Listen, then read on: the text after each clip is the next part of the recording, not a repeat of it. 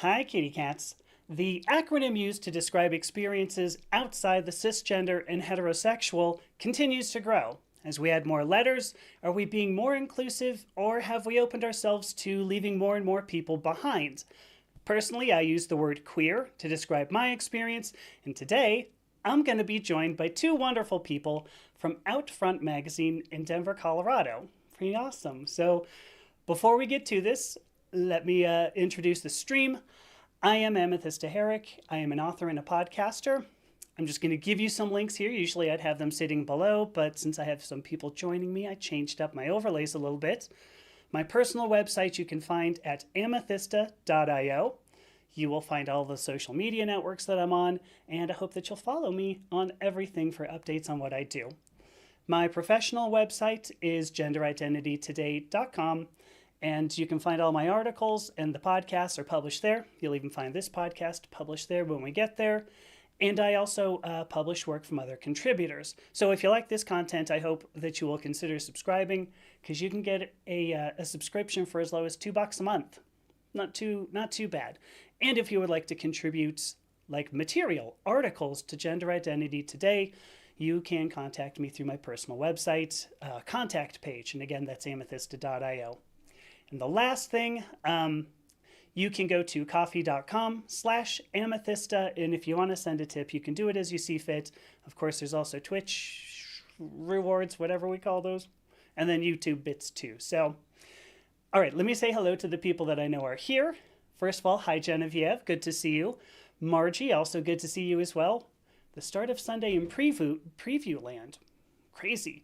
Mischief, good to see you. And Grief Foundation. No link for the OnlyFans. So the OnlyFans page is coming. Yeah, give me time. I'll start doing these live streams topless, apparently, and maybe that'll drum up, business. All right, I am going to bring my two guests on. All right, here we go. So I have Maggie Phillips with me and Addison Sully, Herron-Wheeler.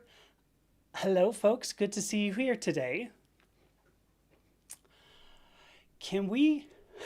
So I had mentioned in the introduction here, I use the word queer just because it's vast, and it seems like it includes anything outside the cisgender and heterosexual experience, but I'd love to continue talking about this. Before we do it, though, I'd like you both to introduce yourself. Could you give me names, pronouns, what you do? Maggie, can we start with you?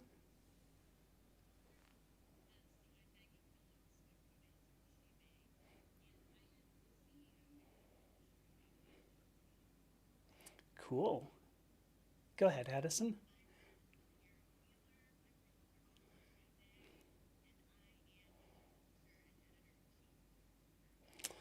Excellent. So there's a good reason why I wanted to talk to you in particular. I mean, obviously we had a quick conversation around verbiage. Actually, it wasn't that quick, because no conversation among the three of us has ever been quick. It's always like a 2.5 hour sort of marathon.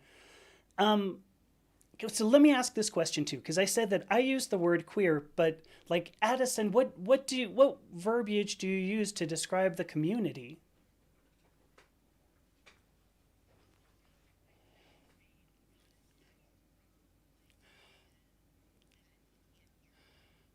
Oh, you've got to be kidding me.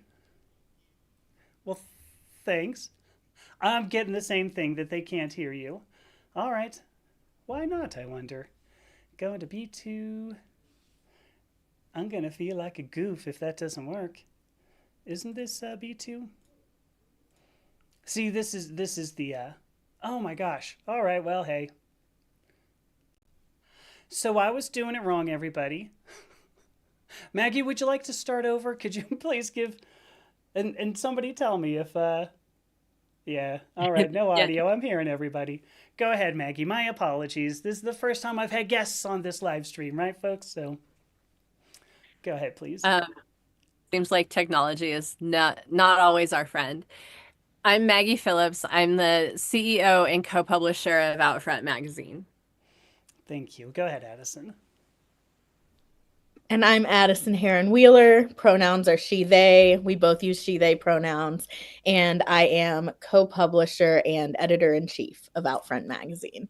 cool. Thank you so much, both of you. And I apologize for my technical difficulties. You'd think somebody who'd done technology for a long time would know, but hey. All right, so I mentioned that I used the word queer. Addison, you started saying, just nobody heard. How do you describe the word that we use for our community? I feel like for me, queer is a great umbrella term for a couple reasons. One, I feel like it encompasses everyone.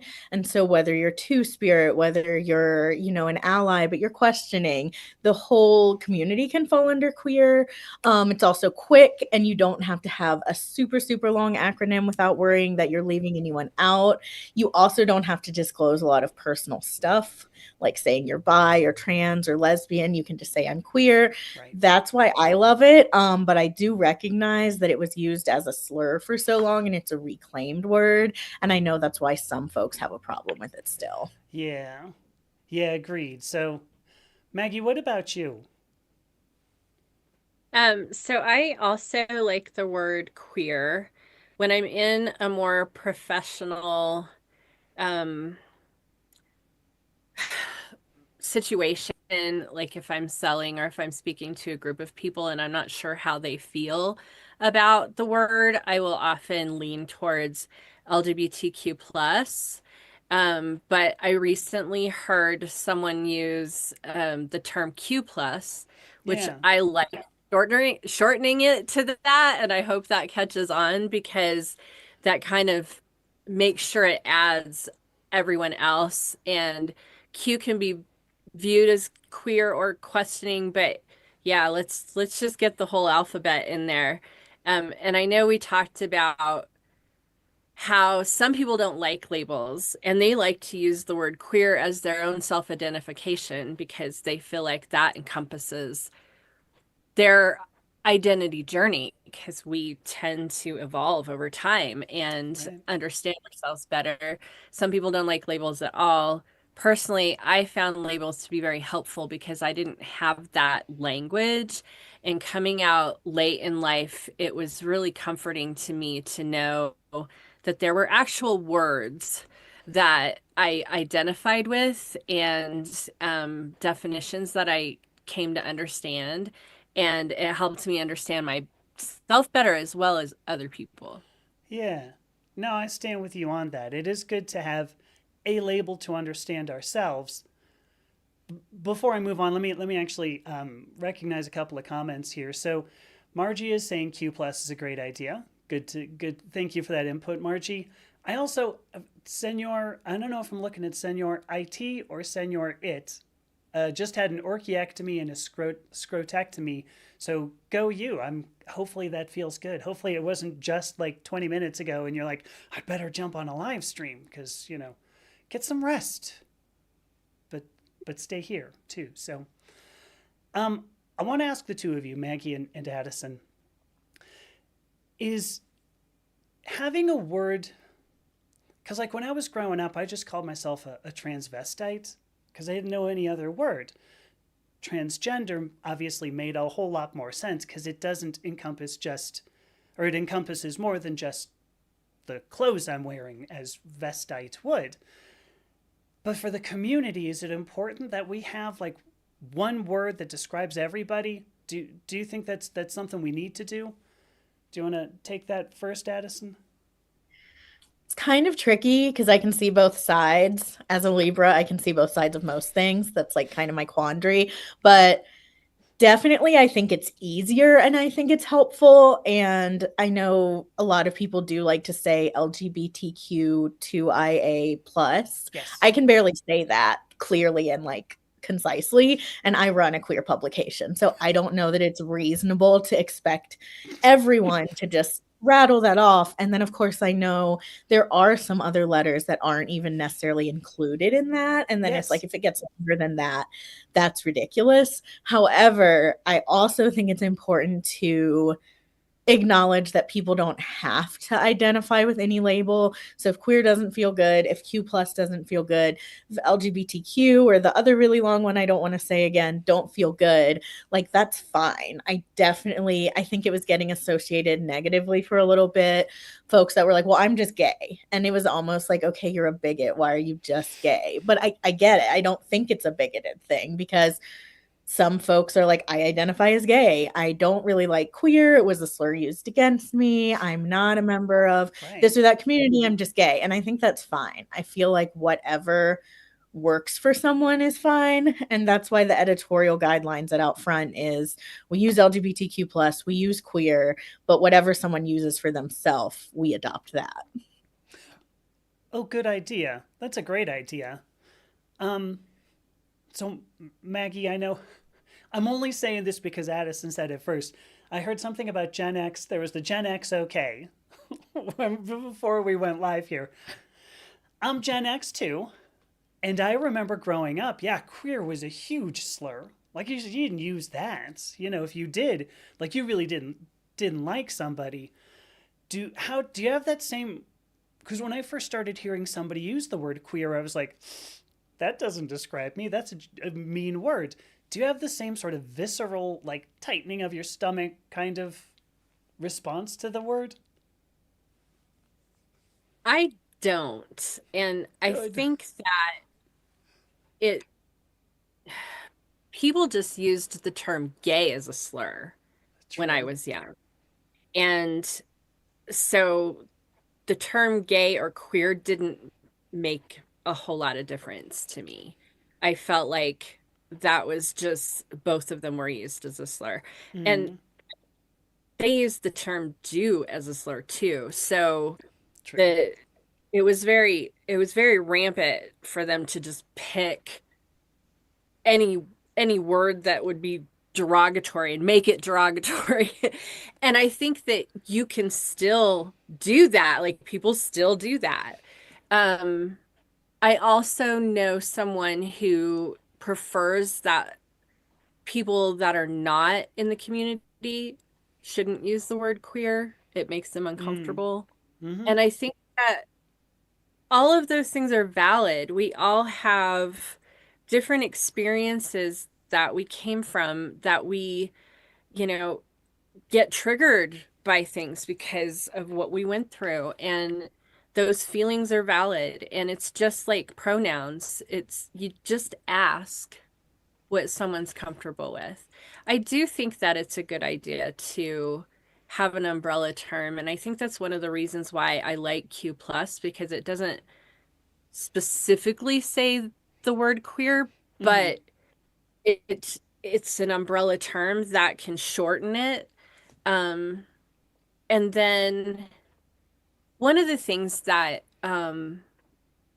came from being Gen X too, I think, was we were a little hardened about a lot of things. And so one of the common things that I hear Gen Xers and especially boomers talk about is how sensitive people are these days, and they call them snowflakes. Yeah. And I, for one, had to go through quite a bit of therapy to identify and really deal with my emotions because how we were brought up was really not good.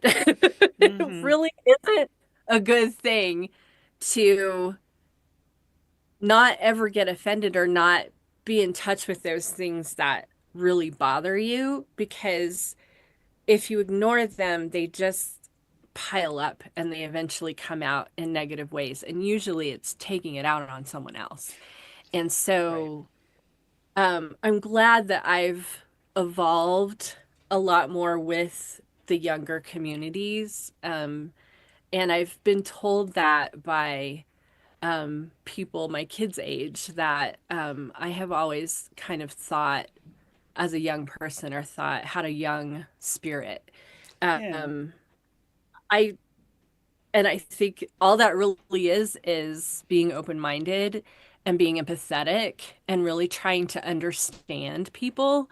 And I've always had an interest in that. I've always wanted to know what it's like to be and think like someone else. Like from people of all walks of life. That's always been an interest of mine. So Mm, I wish more people could adopt that and not be so blocked and stuck on their own opinions to not really try and understand someone else's experience, because you can learn so much from other people, I so agree much with more that. you would learn just from introspective. You also need to learn from the people around you and their Yeah. experiences. Yeah.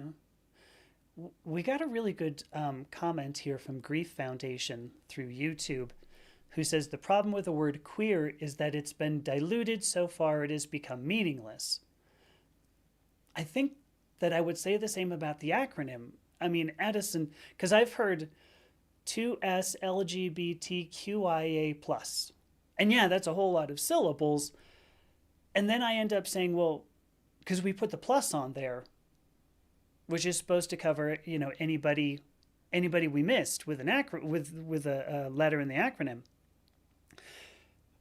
Would that not include the cishet experience?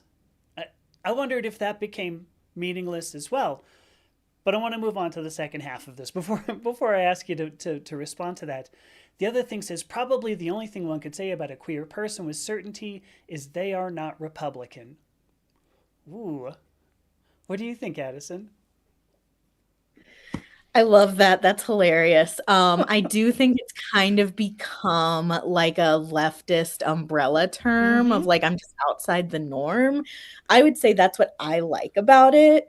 I think for my identity personally, I also feel like it helps me because if someone was to ask, like, okay, queer, but like, what are you? Well, like, break it down, I'd be like, okay, well, I'm bisexual, but that's mostly because I grew up using that term. And really, I'm pansexual, but sometimes bisexual is easier to say. And then I also don't really see gender that much, but I don't want that to sound insensitive. But Mm. also, I'm non binary, but I'm a non binary woman. I'm femme, but sometimes I don't feel like I want to be femme. And, sometimes I'm a little bit more masculine, mostly feminine. It's such a long answer. And it's also like a lot of personal information for someone that I'm like meeting for the first time. So that's another nice thing about queer. I don't have to basically give them like a whole like dump of my personal past experience. I can just be like Yeah. queer.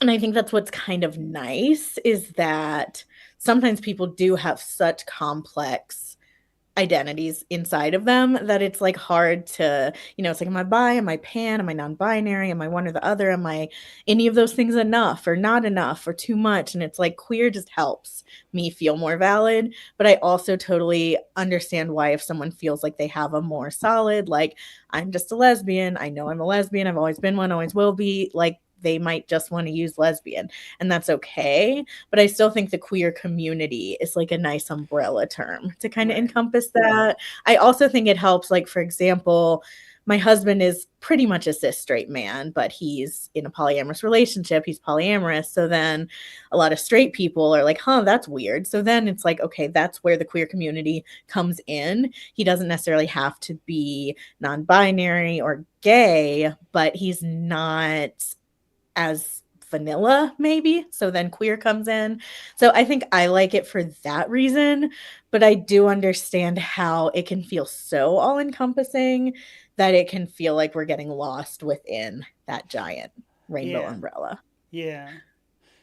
There's actually I here's an oh, I'm sorry, Maggie. Give me one quick sec because here's a comment on TikTok from Captain Spaulding 37 that says, "Since when are they not Republican?" I think that's a great question because I do. Maggie, go ahead. Because maybe you can address that as well. Oh, I was just gonna say my husband is similar. He's gender fluid like I am. So and considers his pronouns he they as well.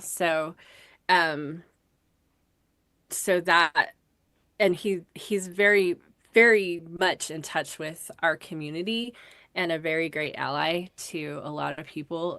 So I think queer, like when he heard that that would help it, that would include him, like gender queer, that made him feel like, oh yeah, I do fit in here. Right. I always felt like I did, but I didn't know where. Yeah. Yeah, I agree. There are Republicans in our community. I know someone who is a trans woman who is very Republican, and that Yeah. is kind of boggles my mind, but I also think that some people have been, they haven't seen the trans hate that came from the Republican Party, especially this latest political run. And because of the algorithms, some people are not seeing both sides of things. And so they don't realize just how much the current administration was going to affect them. And maybe that's changed. I don't know. I know a lot. I know that for the most part, people have strayed away from Republican because of some of those obvious things, but I also think that there are some people that just feel like they're still Republican, but their party isn't acting the way that they should. Yeah. Yeah, I absolutely believe that political affiliation is going to be different from like your deep down identity. Because I mean, whether or not you like, the same sex, the same gender, whether you're attracted to the same gender, I don't think should necessarily affect your political affiliation, except as you're saying, Maggie. There's been some hate from the right to the queer community, and Captain Spaulding brings up, which here's another great point from Captain Spaulding 37, asks the question, how about the cis hate from the LGBTQIA? Oh, it's a good point. I have a thought on this that I want to start. I'm going to say this, and then Addison, I'd love you to follow up on this. But so I have a friend, Jasmine Vine, and at one point I said exactly what you're saying, Captain Spaulding. I'm like, the number one thing we should not do is like reflect this hate back at people who are not queer. Unqueer? I don't know what word to use there. I've thought we should absolutely not reflect this back. And what Jasmine said was, you got to remember, we all grow up with this ridiculous amount of discrimination. Even if it's not overt, we feel this because it affects us. And so people's response, you're calling it cis hate, Captain Spaulding. It makes some sense, is what Jasmine said. I mostly agree. Part of me still goes, oh, I don't know. We still shouldn't send it back to them, but there you go. Addison, do you want to follow on that? Oh wow. Yeah, there's a lot. And I think just real quick with the Republican thing, most of the folks I've seen that identify as gay Republicans are often, they're not all inclusive. Maybe they're gay or they're lesbian, but they don't want to include the T in the acronym, and they want to make their gay or lesbian identity a little bit more of a conservative thing and not part of this all-encompassing umbrella. I haven't seen so many people embracing more queerness but also being conservative. I think that might be a little more of a contradiction. And when it comes to the piece about cis hate, I feel like a lot of it is that whenever people who are more marginalized stand up and ask for rights and fair treatment, I think that's always sort of the reaction. We definitely still see this with like Black Lives Matter and Black rights movements of people saying, oh, well, now Black people are just very racist against white people. And some people are, just very hateful. But for the most part, no, it's people standing up and saying, hey, why are we still being treated this way? And I think I see that same thing happening with queer people, where it's not like you have to be, trans or non-binary. You can't be cis, but it's more like, look what's going on right now in society and how the specific administration is targeting specifically trans people. And then sometimes people can hear that call to like, hey, please pay attention to this issue. Please pay attention to this issue, maybe even over other issues right now because it's so pressing. And they hear that and they're like, oh, so what you're saying is this is the only important issue. And cis people can just screw off. They don't matter. And it's like, no, that's not what we're saying. We're saying pay attention to this issue right now. Let's prioritize trans people because of what's happening. That being said, I mean, there's always going to be hateful people and there's always going to be folks who, you know, there is a point, I think, where it can be reverse racism or reverse just like hating a group of people, even if it's cis people, isn't healthy. It's just going to kind of erode you if you have that much hate and negativity, no matter what. But for the most part, I see these things where it's like, oh, but what about this marginalized group now being oppressive? And it's like, no, they're just still trying to get their needs met and get their rights. Yeah. Do you have any follow up on that, Maggie? I have seen, especially on comments on trans people's posts, that some people think that the term cis is derogatory, and it's not at all meant to be derogatory. It's just a description of someone who whose gender identity matches what they were assigned at birth. So it's just a definition. It's not meant to be bad. I'm sure, like I mentioned earlier, any word can be used in a derogatory way, and has been, and so I am not denying that there is some cis hate out there. I'm not denying that at all. Yeah. And yes, hate is not good. It's not good for a person emotionally, spiritually. It's not good for you as a person to have that hate. There's something that needs to be worked out. There's something that needs to be dealt with, because it's just going to poison your energy, which is going to affect you physically. Like, hate's just not good in general. So, yeah, I just want to acknowledge that I have heard that. I know it exists. At the same time, I also want to acknowledge that most of the time when we're talking about cisgender folks, we are not being derogatory. It's not a derogatory term. It's just a definition. I agree with you. Were you going to say something, Addison? No, I think we covered that one pretty well. I love what Maggie added to it too. Yeah, so first of all, Captain Spaulding says, I'm going to say he, hopefully that's true, Captain Spaulding, says, enjoy us talking about this, because a lot of people would say that the cis hate doesn't happen. I don't know if I would certainly say there are people who go, nah, this is just giving it back to them. So, okay, thank you, Captain Spaulding, on the pronouns. Also, Kellyanne, thank you for following. I appreciate that. Let me run through some of these comments, because we've got a bunch coming through on YouTube. So Margie starts off by saying she feels a rebellious joy in describing herself as queer, because she also identifies as a weirdo. She's never been conventional, revel in celebrating that. And I think there's that aspect, right? If you just look at, there you go. If you just look, it's a British term, right? Originally just to mean, well, that's kind of odd. That's outside the norm. And I wonder if that's just the better way to think of it, because I started off this stream with it's outside the cisgender heterosexual experience. Am I even right about that? What do you two think? Go choose who wants to go first here, but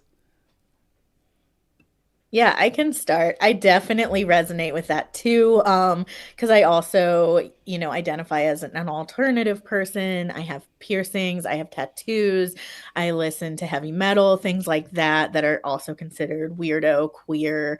And that's why when I first heard the term queer, when I was a gender studies major in undergraduate or gender studies minor, I was like, I love this because, it feels like it fits if you're into like punk and metal, if you're alternative. It's like a great descriptor for that as well. And I think, of course, not always. There's definitely people who are into alternative culture, but they're just the most vanilla people you ever meet. But I think there's also a piece of it where it can refer to like polyamorous folks, even if they're heterosexual, Right. swingers, people who are in the kink community. I feel like all that's queer as well. And I've met a lot of people who, for the most part, they're cis and they're more hetero attracted, but they're part of like the polyamorous or kink community, and I think that world is very queer. And of course there's some crappy people who just sort of take advantage and come into that world as tourists, but for the most part, I think the people who are a part of that world, even if they are more hetero and cis, really resonate with being a weirdo, with being queer, and tend to be more inclusive and open-minded in general. So yeah, for me, that's what I like about it too. It could mean kink, it could mean I'm non-binary or bisexual, or it could just mean I'm kind of a weirdo. I like how all-encompassing queer is for that reason. Maggie, before you answer, I want to because here's something from Eli Grace, which by the way, hi Eli, it's been forever since I've seen you. So they say they're also odd duck queer. Sometimes use the term queerdo. I have not heard that, but holy cats, I love that. Just to say, okay, I'm outside the norm. Um, so anyway, they say as a descriptor because it makes them chuckle, which is pretty funny. Um, Maggie, do you want to follow up on anything Addison said or queerdo or? Sure. Weirdo wasn't that one of our issue cover names? Oh, was it? Weird- Yeah.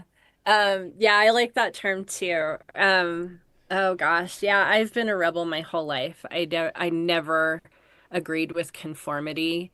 Um, I have a hard time understanding why people are so going backwards on the gender identity thing and roles, gender roles especially, because growing up in the 80s, like that was something that we were already fighting against. Mm, And um I was very fortunate to that my NRA member conservative dad did not agree that gender like gender roles really should be a thing. Like he didn't think that a girl should play with these toys and a boy should play with those toys, or a girl should want to do these things and a boy should want to do those things. And I grew up always wanting to hang out with the guys and do like the hunting and the fishing and the camping, and I didn't want to do the crafts and the girl things like dressing up and all that stuff.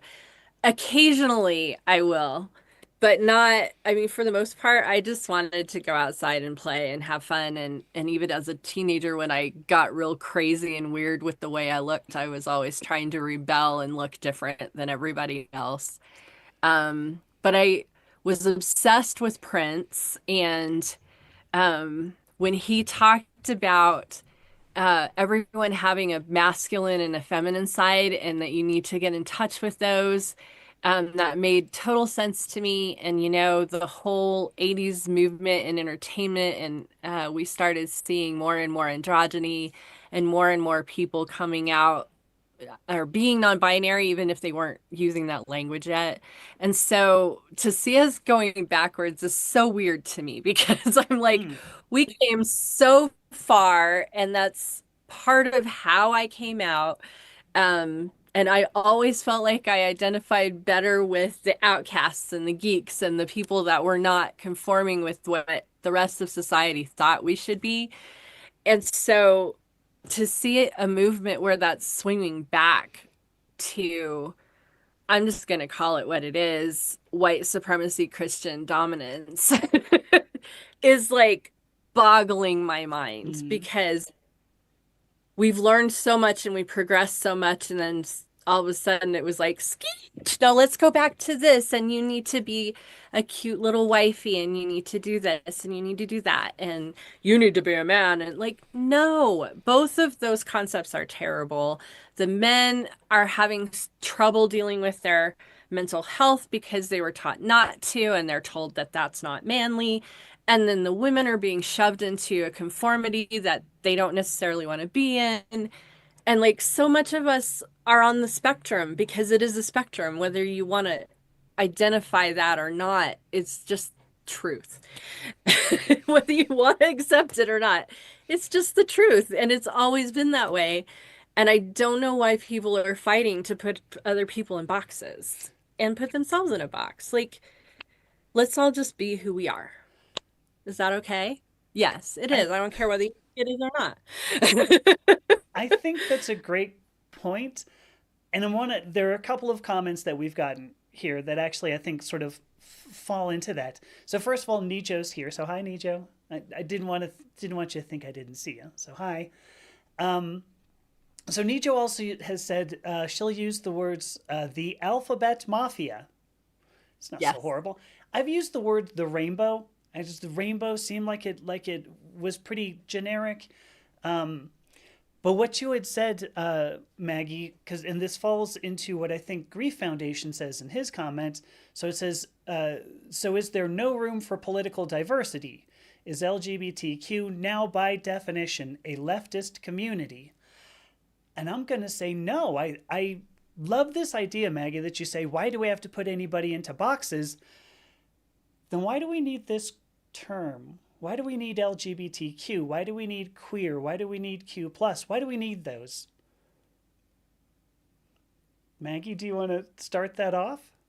Well, because you've got a vast array of definitions that can help you understand who you are and who other people are. The language, not having that language when I was young was difficult because I didn't know that there were other people like me. Pansexual is one of my biggest aha moments when I first heard the definition of that word and I was listening to someone talking about their pansexuality. I was like, oh my gosh, that's me. And that's how I've always been. And I haven't always been able to talk about that because I would be considered a weirdo. I would be considered like, wow, that's strange. Why would you be like that? And the other thing is, I can't tell you how many gay or lesbians I have said that word to and they didn't know what it was. So, wow. My box might have a number of different definitions than your box might have, but we're not stuck in that box either because then we evolve. My gender identity has evolved. My sexuality has evolved. And some of that evolving was just actually coming to terms with how I really felt and who I was really attracted to. Yeah. So as we get to know ourselves better and accept ourselves for who we are, because we're accepting other people for who they are, it just helps us know that our former viewpoint isn't as stringent or as tiny as we thought. The world's bigger than that. And I guess that's the best way I know how to put it. Mm-hmm. No, I appreciate that. I like how you say that. Thank you. Addison, can you follow up on that? Is this necessarily a political term? Does it eject any political diversity? Yeah, I'd love to touch on the question about is there political diversity allowed? Because I feel like because gender identity and sexuality has gotten so politicized, as has race and identity, for me, and this is the best way I always try to explain it to with like what we want to include and out front and what we don't want to include, I would say if what a person means by saying they're right wing or saying they're conservative or saying they're Republican is that they don't accept the entire rainbow. They only accept the L and the G and maybe the B, but they don't accept trans people or they want to force their ideals on other people. They don't want women's rights. They don't want Black rights, Indigenous rights. They don't think that everyone matters. They don't think that empathy is a core human value. Then I would say, yes, I am saying that I really personally, me, I don't want those people in the movement because I really want everyone to be included. And then you fall into, the paradox of inclusion where it's like, well, if we're Yes. being inclusive to Nazis, if we're being inclusive to, then other people won't feel safe and included. So that piece of it. However, if what you mean by conservative, Republican is you're really, you don't think that gun rights is such a clear-cut issue. You think we should all have, access to guns. Well, a lot of people think that. If you are like, slow your roll a little on this whole socialism, communism thing, because I'm a little more fiscally conservative, I think there's room for that too. If you're, any of those things, even if you're like, well, you do you, but I'm like personally a little bit more, I'm a Christian, I'm a little bit more conservative in my dress.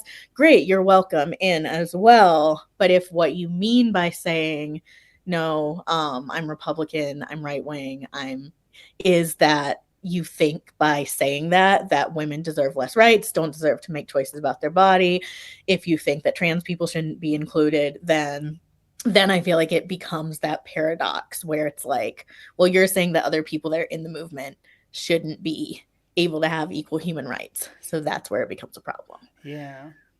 Yeah, I appreciate that. And David, I hope that, or Grief Foundation, hope you don't care that I just use your name. Hopefully that addresses your question at least in some way. I mean, I don't, again, I don't think that political affiliation, like the party that you've stuck on your little voter card, do we have voter cards anymore? Like, I don't think I ever got a voter card. Anyway, when I was like 18, I got a voter card and I was like, woo, look. And then promptly, probably lost it. But um, I don't think like the little letter on your voter card really like describes everything about you. So personally, anyway, I definitely believe that there's room for political diversity here. That's my belief. Um, Grief Foundation also brought up the problem with cis, meaning cisgender, is that it's used as a device to dilute the meaning of woman and man. That's what's objectionable about it. Doesn't stop love and respect for trans people. And I know you personally, David, do love and respect at least me. I know that, so thank you. But um, I don't want to cover this too much because the idea of it diluting the meaning of a word feels a little weird to me. That ends up being a linguistic thing that kind of don't want to, especially since Margie brings up that cis and trans are Latin prefixes meaning on the same side and across from respectively, which I came to those two terms through organic chemistry, right? When you have a carbon-carbon double bond, I think everybody can relate to this when you took organic chemistry, right? Addison and Maggie, just nod, yeah. Um, it's fine. I do want to bring up another question. These are all great comments, by the way, everybody. Thank you so much. Shakes the Bear says she's all about radical inclusion. I'm sorry, they are all about radical inclusion, which I love. So I want to go back. Maggie, you had used the term Q plus, and I brought that up to somebody because we said, well, if it's Q, we get the word queer out of it. And my friend, whose name is K, just K, says, well, but if you know the Q is for queer, like, did we win anything? And if queer is supposed to be inclusive, why do you need the plus? And I didn't have an answer, and that's why we're sitting here talking. Can you help me out on this? And Kay, if you're listening, Kay, can you help me out on this, Maggie? Um, yeah, I don't know. That is a good point. If it is an umbrella term and we're pulling in people of different gender identities as well as sexual identities or attraction identities, because some of them are not sexual, some of them are um, well, yeah, all kinds of different, Yeah. um, I think that queer is a great umbrella term, but I think that to be sensitive to the people that don't want a non-queer person using the term or are still uncomfortable with the term. I think Q plus is helpful. Yeah. Actually, Margie just brought up, call it the Q continuum. That's not bad. But look, so Nijo now says to her, LGBTQIA plus, whatever you want to call it, means so much more than sexuality and gender expression. It's about freedoms, rights, liberties, justice, and fairness, which is exactly what you were saying, Addison. Um, hopefully that, hopefully I didn't misunderstand. Good. So I want to. Here's the last thing I want to ask too. Well, not necessarily last thing, but like, do we need a word? I'm trying to figure out how to ask this in a way that probably isn't going to sound terrible, because I think we use this word. We're trying to come up with a word, and Addison, you had brought up adding in polyamorous people, kink. I'm trying to remember what else you had said. Do we need a word? I guess. All right, I'm just going to say this so that it doesn't. I'm just going to throw it out. There's the people who want to consider themselves normal. And I think Grief Foundation, this plays into your comment as well, that if you're going to use cis, then it dilutes normal men and women and necessarily puts abnormality on somebody else. Do we want to foster that that belief that there is a normal and there is a queer? Is queer just anything that's not normal? Does queer mean something in particular? Do you want to kick this off, Maggie? Sure. um, I get what you're saying. I think in an ideal world, it wouldn't be as big of a deal. Hmm.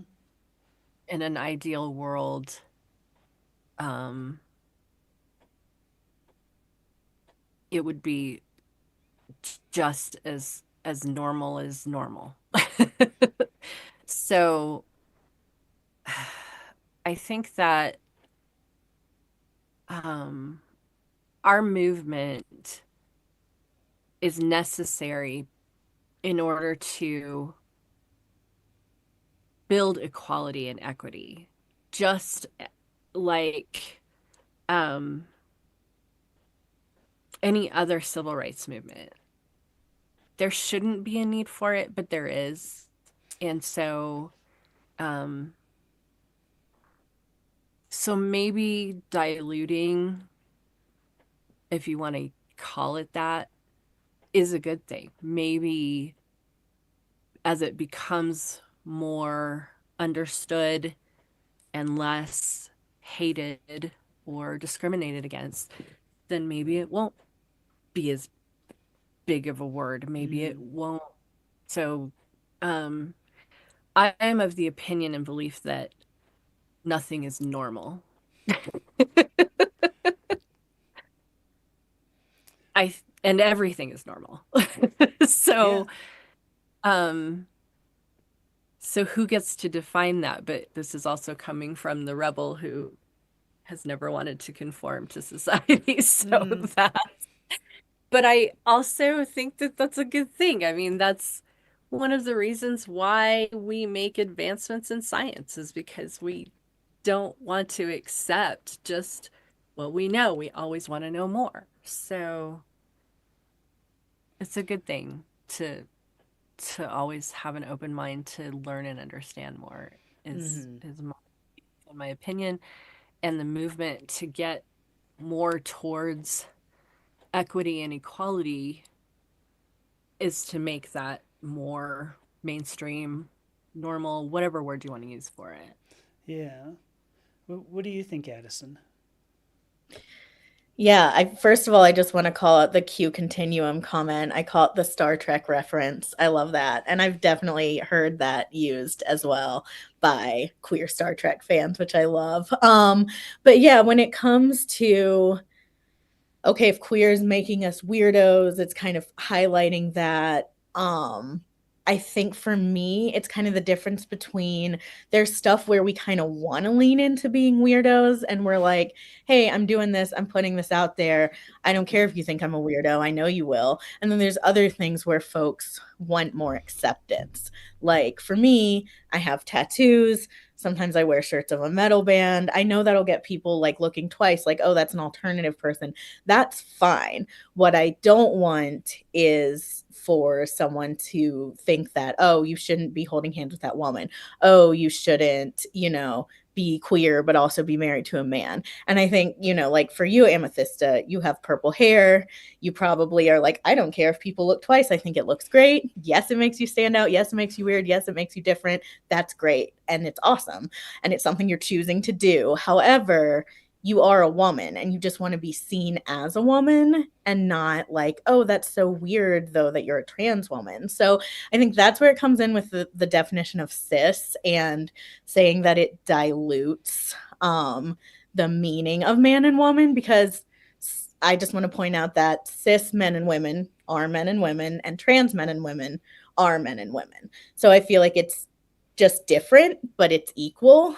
And it shouldn't be that, oh, well, cis, that's the true man and the true woman, and you're just trans. No, it's you're one or the other. You're either cis or trans, man or woman, unless you're, on the non-binary spectrum or neopronouns. So that's my thought there, is just that, yeah, I think point one being a weirdo is a good thing, but we all also want to be loved and accepted for who we are.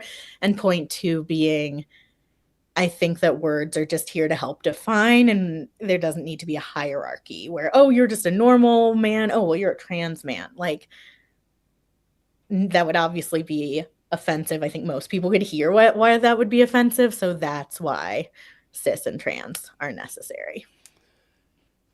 I don't disagree. It's interesting that I know several transgender women, I'm thinking actually, but who have said, and I did a live stream about it last week, who said, I am just a transgender woman. I'm not a biological woman. I am just a transgender woman. I mean, so we accept and adopt these words. There are a lot of comments that we've got from Nijo here. We're starting to run a little bit low on time. But Nijo brings up, is it normal for people to have 6 fingers? I mean, it turns out the dominant gene is that people have 5 fingers, but 6 isn't typical. Nijo also brings up that the word is just human. She's human, I'm human. Typical doesn't mean normal. Normal is only normal through the lens you look at it. What a great point. And then finally, I want to bring up Miss Chief's here comment, where she says she thinks it's problematic because gender nonconformity gets mixed up with general nonconformity. And I think that's where I guess I wonder, like, what term should we use? Do we use something that targets in particular gender and sexuality expansive versus everybody who's not Billy Graham? That would be a very small, community there. But anyway, I think there was so much more to talk about on this. I do want to say thank you, Addison and Maggie, for all of these comments. I also want to give you the chance to plug the magazine. So I want to give you at least a couple of minutes to talk. Maggie, can you give us, or Addison, either of the two of you, figure it out, just sort of the mission of Outfront magazine and where you can end up finding all of this. Why don't you start, Maggie? Let me start like that. So Outfront has actually been around since 1976. We started as a newspaper and we're a tabloid for a long time. And then in 2015, we changed to a full glass magazine size. But we are still free to readers, thanks to our advertisers and sponsors and the people who are nice enough to support us. So we are available online at outfrontmagazine.com, and we are distributed to 433 locations across Colorado. We are also available by subscription to get mailed to your door, and we have a weekly email that goes out that you can subscribe to. as well. So, and you can read the magazine online even if you can't get it in your hands. And we have lots of online stories as well because since we're a monthly magazine, we obviously have to cover faster news online. So yeah, we're also on Facebook, TikTok, Instagram, Blue Sky. I think that's everything. And willing to spread out into more territories as the need arises. Yeah.